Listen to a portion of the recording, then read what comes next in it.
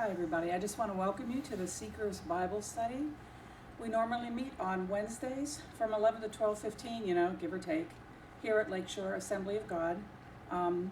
These teachings will be posted online on the church's website and on Facebook, which you already know if you're watching this. You also know that you can download notes, the teaching notes, so that you can follow along with the teaching. We are presently in a series called Curious Tales in the New Testament. The last couple weeks we've been looking at stories that might make us wonder if Jesus dropped the ball. Here's a hint, he didn't. Today's teaching is on Jesus and the fig tree in Mark 11, 12 to 14 and 20 to 24, and I will go ahead and read that for you.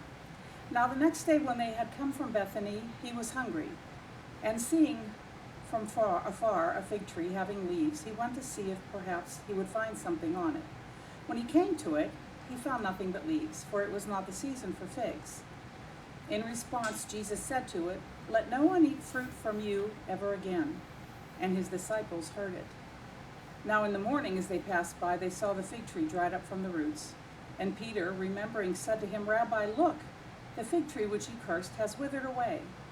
So Jesus answered and said to them, "Have faith in God, for assuredly I say to you, whoever says to this mountain, 'Be removed and cast into the sea,' and does not doubt in his heart, but believes that those things he says will be done, he will have whatever he says.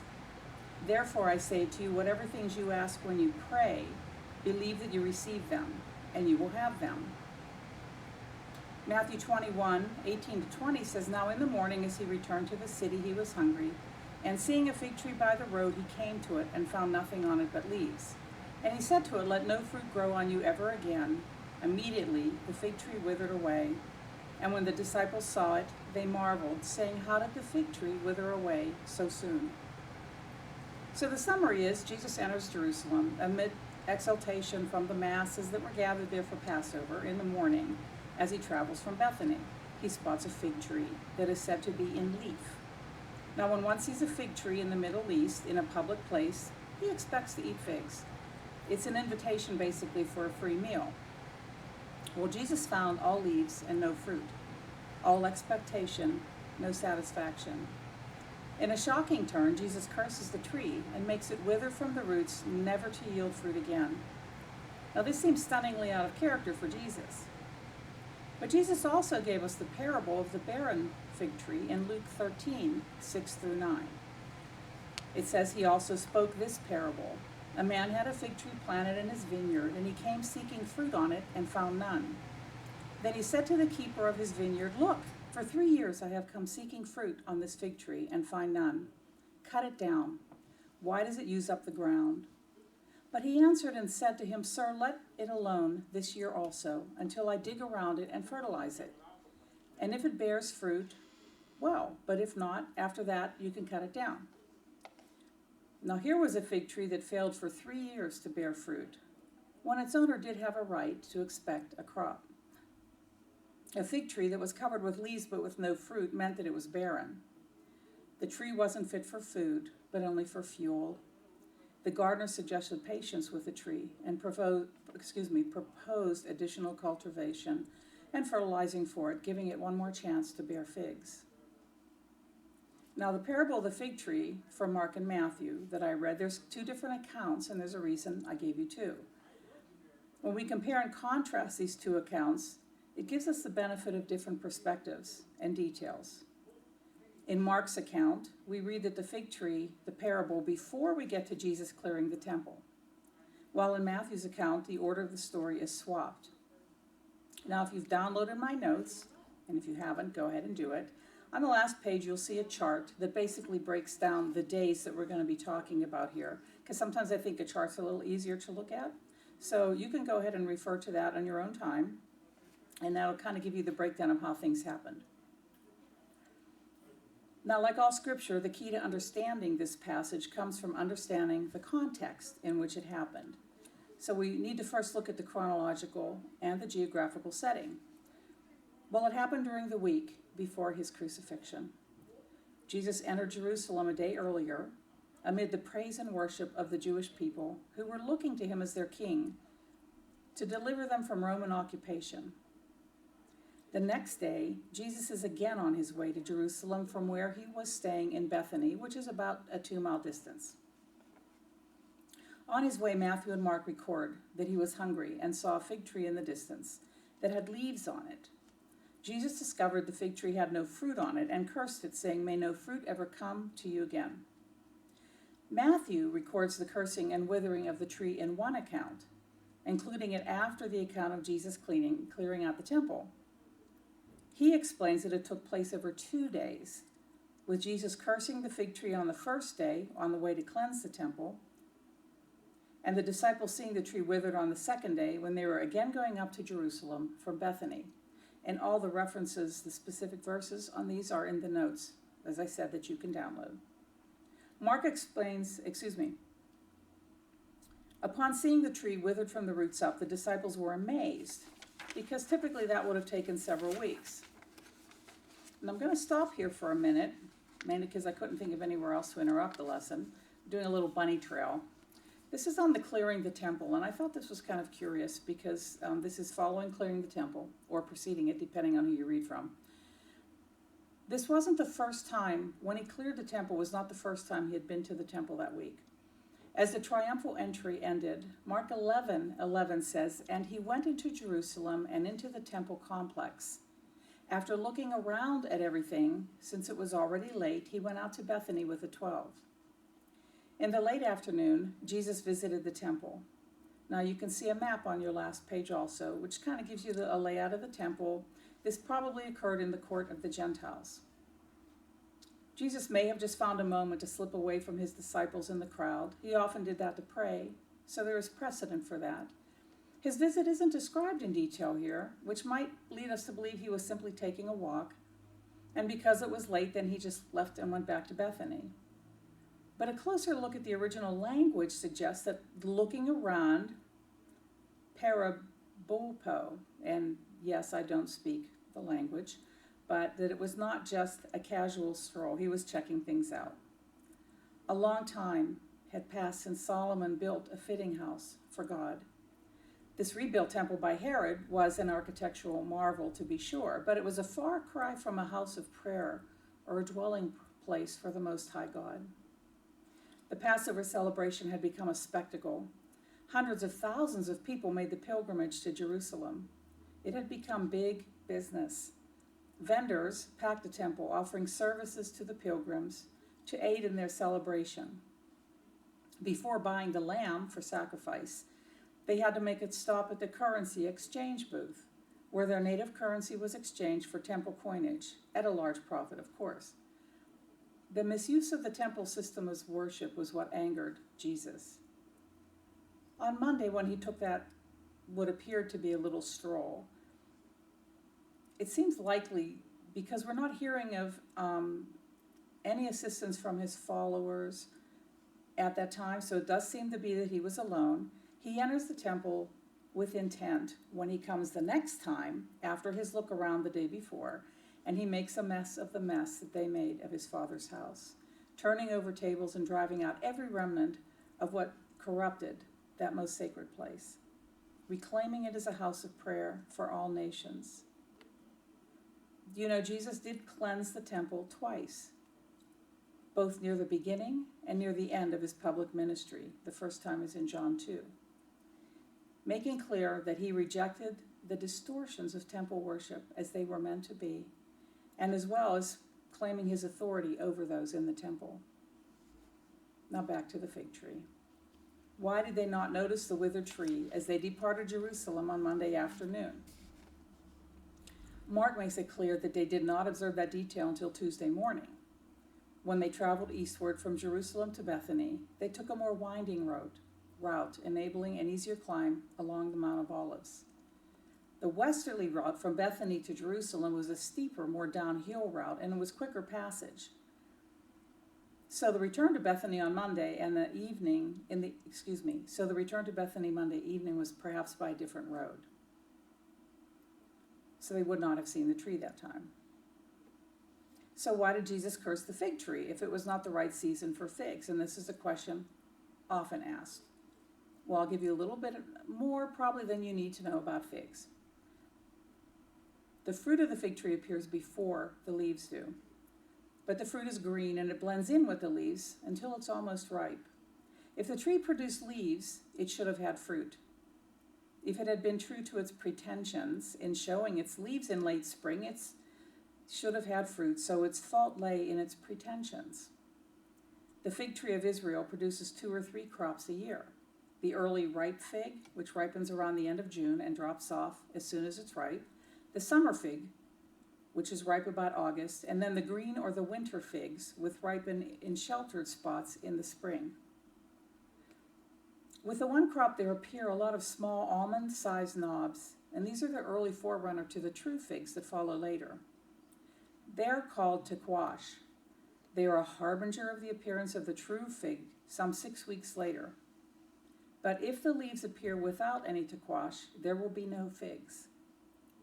Since Jesus found nothing but leaves, he knew it was a fruitless fig tree, and he said as much. Jesus knew, of course, that there was no fruit on the tree, even before he walked over to it. But he saw the opportunity to teach his disciples and us a critical lesson. In all the works of the ministry of Jesus, this is the only destructive miracle, unless you count the swine going down into the ocean. And we're not really told Jesus sent them specifically. He just sent the demons into the pigs. But if this was the only miracle of its kind, there must be an important lesson in it. Nothing is put in the Bible by mistake. So what we learn is that the tree is Israel at that time. Jesus condemns the tree for not providing what its appearance promised. The fig tree represents Israel and is a warning against unfruitfulness, which leads to judgment. And notice it dried up from the roots, which comes from rejecting Christ and ultimately being rejected by him. As to the significance of this passage and its meaning, the answer is again found in the chronological setting, and in understanding how a fig tree is often used symbolically to represent Israel in the scriptures. So we'll look at the fig tree first. Israel is described as God's vineyard at times, as a tree or a planting. All the verses that support this are in your notes. They, the first fruits of the harvest, belong to God. As his own special planting, we're told they must yield spiritual fruit as his covenant people. In the prophetic era, we see that the time had come for God's people to yield fruit that would bless the world. The prophets describe God as inspecting Israel for early figs as a sign of spiritual fruitfulness. But he finds none. So in 2 exiles, the Assyrian and the Babylonian, God pours out the curse of barrenness. And Israel becomes a rotten fig. But God promises to replant Israel and produce healthy figs from her once again. With these background images, light bulbs would have immediately gone off in the mind of Jesus' disciples. They knew these prophecies. Jesus is basically reenacting Israel's history here by cursing this fig tree. Now, the fruitless fig tree also draws us back to points in Jesus' ministry when God's people were called to produce spiritual fruit. So we looked at the tree, and if you remember, I said the chronological setting is important as well. Jesus had just arrived in Jerusalem amid great fanfare and great expectations. And then he proceeds to clean the temple and curse the barren fig tree. Everything kind of seems to have lined up prophetically. With the triumphal entry of Christ, the cleansing of the temple, Israel's fruit will now be harvested. Blessing will now pour forth, right? The one tree is in leaf, except there's a little problem. There's no fruit. The presence of a fruitful fig tree was a symbol of blessing and prosperity for Israel. Likewise, the absence or death of a fig tree would symbolize judgment and rejection. The tree represented the spiritual deadness of Israel, who, while very religious outwardly, they were spiritually barren because of their sins. The Passover celebration, the glory, the noise, the crowds, the singing, it was all a show. Jesus enters God's house of prayer, and Mark 11 tells us that he finds it a den of thieves. Lots of action, but no righteousness. Leaves, but no fruit. So upon inspecting the fruitless tree, Jesus, in an enacted parable, pours out judgment, showing that judgment was to come upon Israel, who professed righteousness and maintained all the external forms of godliness. They went through all the motions.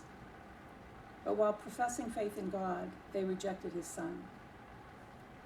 By cleansing the temple and cursing the fig tree, Jesus was pronouncing his coming judgment of Israel and demonstrating his power to carry it out. Now, for a little addendum to this lesson, I want to look at Matthew 21 to 22. This is the power of believing prayer. So Jesus answered and said to them, "Assuredly I say to you, if you have faith and do not doubt, you will not only do what was done to the fig tree, but also say to this mountain, be removed and be cast into the sea, it will be done. And whatever things you ask in prayer, believing, you will receive." Now there was a reason Jesus acted as he did on this occasion. It wasn't an impulsive act. It wasn't a misguided, irresponsible gesture. No, Jesus did not drop the ball. It was a deliberate, instructive warning. When the disciples asked Jesus to explain what just transpired in these verses, he pivots and talks about prayer. It almost seems like those verses don't fit there. He just totally changes the subject, or so it seems. Why Jesus did this miracle was to warn of coming judgment on unfruitful Israel. How he did it is now addressed. Jesus explained that this was the result of prayer made in faith, because he says, if you have faith and don't doubt. He encouraged his disciples to also have this kind of faith, trusting that God would hear them also. So to whom was he speaking at this time? Was it the crowds that followed him? Was it the Pharisees? No, this promise of God's answer to the prayer of faith was made to his disciples, not to the multitude. This is a promise to those who were following Christ. When we read those words about praying and having that prayer answered, whatever you ask for in prayer, it almost sounds like he's giving us a blank check. Whatever we ask for, if we just believe strongly enough, we can have. Oftentimes, this verse is combined with Psalm 37, 4-5. Delight yourself in the Lord also, and he shall give you the desires of your heart. Commit your way to the Lord. Trust also in him, and he shall bring it to pass. Whatever you ask is in that verse redefined as the desires of your heart. In other words, whatever one desires can be gained if we have enough faith. However, the word used for desires is mishalah, which properly translated is prayer or petition. Close in meaning, but no cigar. First, this understanding conflicts with the message in other parts of Scripture that deal with God's power, helping us to endure through hardship, suffering, and even death. So if you're taking those verses to mean you can just pray for anything, including health, including money, whatever, you're missing the point, because God does see us through suffering. So there are times when that is the intent. Second, it is contrary to human experience, and that's a fact that also should at least raise some questions when we're thinking about the validity of that translation. Nor should we interpret Mark 11:22-24, which are more verses on the mountain, to mean if you pray hard enough and really believe God is obligated to answer your prayer, no matter what you ask for. That kind of faith is not faith in God. It is faith in faith, or faith in feelings. True faith is understanding God's power and relying on him. It has been observed that significant times of prayer precede remarkable accomplishments in ministry. The language Jesus is using here is hyperbole, which is an exaggerated statement, not necessarily meant to be taken literally. The idea of moving a mountain in those times, and even sometimes today, was a common way of talking about doing something that is seemingly impossible. And you can read about that in Matthew 17, 1 Corinthians 13, and Luke 17. The disciples would have understood that usage of the phrase, of that terminology, but it doesn't necessarily refer to what we identify as miraculous. It doesn't necessarily negate it either, but is that what he's saying here? It generally refers more to something that from a human perspective is impossible. His disciples are going to be instruments by which Israel is transformed, and not just Israel. They will bring forth fruit from all the nations, beginning in Acts. They will do this by the power of faithful prayer. They didn't throw literal mountains around, but their prayers resulted in the advancement of the church against an otherwise unsurmountable mountain of antagonism. Same as the mustard seed faith in Matthew 13 and Matthew 17. And if you remember that, the mustard seed is very, very tiny. The key to understanding the passages is understanding the nature of faith, which is a gift from God. The power of faith reflects the omnipotence of the God who bestows it. The amount of faith needed to do great things is very small, as in the parable of the mustard seed. Jesus uses hyperbole to make the point that little is much when it comes from God. God gives faith because he loves us, Ephesians 4-5. Faith comes from God in the form of a gift, Ephesians 2:8. And that comes from hearing the word of Christ, Romans 10:17. Bottom line, our faith is from God, the author and the perfecter of our faith. Here, in these verses, faith is linked within prayer.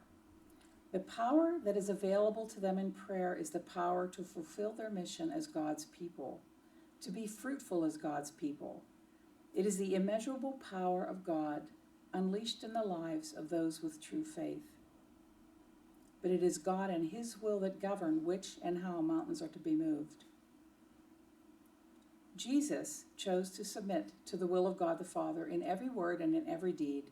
John 6:38 says, "For I have come down from heaven not to do my own will, but to do the will of him who sent me." Jesus, as an example to us, placed his faith in the Father. Jesus prayed often. He is our example in these things. They and we should do as he did. So what are we to glean from this lesson? The fig tree cursing is not just about historical Israel. It's about us and about all the people of God throughout time. The Old Testament expectation that God's covenant people bear fruit didn't wither on that road to Bethany when that poor fig tree met its fate. The mandate that God's people bear spiritual fruit has actually intensified in the new era, not weakened, to yield that which he has remade us to do. The passage does not just remind us that a Christian, by definition, must produce spiritual fruit, even if it's only small early figs. It's also about the threat of and temptation toward false pretenses of fruit. The fig tree, like the bustling temple courts during Passover, was putting on a good show, and that made it all the worse. It's one thing to lack fruit out of season. It's another thing to lack it but pretend that you have it. So be warned. Our personal lives can look like we are in full leaf. Our leaves may look like those of a supermom, a winner, a perfect family, an A-team Christian with an overstuffed ministry schedule, lots of activities for God. But the root can be withered, with no fruit of holiness and no intimacy with God. And what's worse, our leaves may even fool us. A church's leaves can look impressive. Booming attendance, capital campaigns, clever pastors, impressive music. But what will the Lord find on close inspection? Will he find only leaves? Or will he find figs too? One commentator said, "I believe Jesus stopped, examined the tree, and cursed it in a voice loud enough for everyone to hear, because that particular tree symbolized something he does not want to be true in the life of anyone who chooses to follow him." In his curse, Jesus seems to be saying, don't be someone who takes great care and effort to give the appearance of a follower, but who on closer examination possesses no fruit. This tree offers nothing other than something to look at. There is no life sustained or offered by it. Tuesday morning, as Jesus and the disciples once again left Bethany, they passed by the tree again. Except this time there was no life or leaf to deceive passerbys as to the existence of fruit on the cursed fig tree. On seeing it, Peter exclaimed, "Rabbi, look, the fig tree you cursed has withered." This withered tree teaches us today the principle that religious profession and religious observance are not enough to guarantee salvation, unless there is the fruit of genuine salvation evidence in the life of the person. James would later echo this truth when he wrote that faith without works is dead. The lesson of the fig tree is that we should bear spiritual fruit, not just give an appearance of religiosity. God judges fruitfulness and expects those who have a relationship with him will bear much fruit. The tree and the temple, one cursed and one reclaimed. Both are lessons of God's hatred for the outward appearance of fruit with no evidence of it from within. So let's allow these events to cause us to honestly examine our own lives, searching for real spiritual fruit and allowing the Spirit to work in us, so our good works are more than just appearance, but are born out of our relationship with him. So I trust and I hope that you'll go through the notes, that you'll start looking through some of the scripture references I have in there, and of course to re-examine perhaps your own life and look and see, are you where God wants you to be, or at least you're on the right path? Do you see spiritual fruit evidence in your life? We'll be back again next week with another teaching in the series. Hope to see you there. And for those of you who are able and have your little face masks ready, you're certainly welcome to join us again every Wednesday, 11 o'clock here at the church, Lakeshore Assembly of God. And until next time, see you then.